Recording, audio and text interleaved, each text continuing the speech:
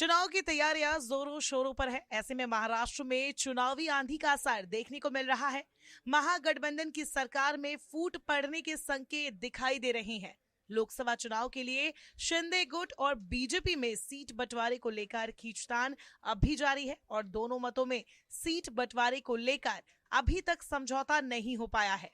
आपको बता दें कि बीजेपी और एकनाथ शिंदे शिवसेना के बीच ठाणे, पालघर, रत्नागिरी, सिंधुदुर्ग, नासिक, संभाजीनगर और धाराशिव सहित 6 लोकसभा सीटों को लेकर मतभेद जारी है।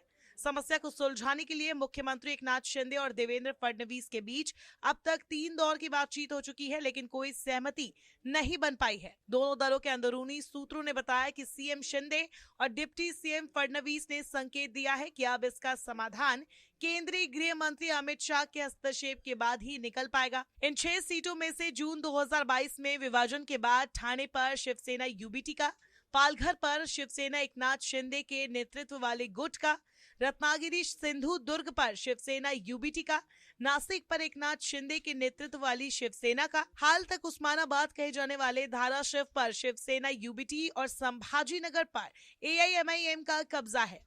बीजेपी ने ठाणे, पालघर, रत्नागिरी, सिंधुदुर्ग, संभाजीनगर और नासिक पर दावा किया है, जबकि शिंदे गुट भी इन सीटों पर अपना दावा ठोक रहा है। मुख्यमंत्री शिंदे प्रतिष्ठा का सवाल मानकर ठाणे सीट को छोड़ने को तैयार नहीं है।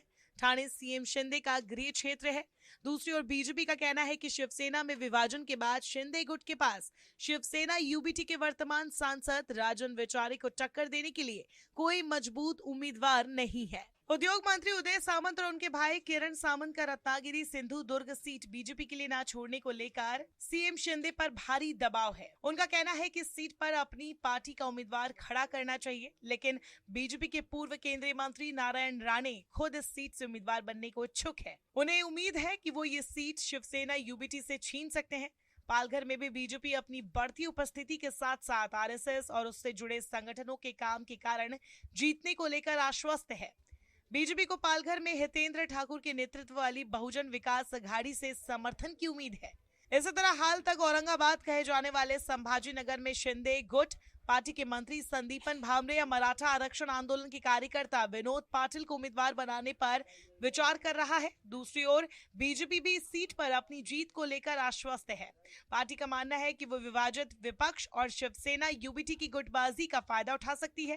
केंद्रीय मंत्री भागवत कराड़ संभाजीनगर में बीजेपी के संभावित उम्मीदवार है। शिवसेना यूबीटी ने पूर्व सांसद चंद्रकांत खैरे को अपना उम्मीदवार बनाने की घोषणा की है। लोकसभा चुनाव बेहद नजदीक है। ऐसे में जल्द ही तस्वीर साफ हो जाएगी कि आखिर किसे कितनी और कौन सी सीट मिलती है और क्या टूटेगा ये गठबंधन या बन जाएगी सीटों पर बात।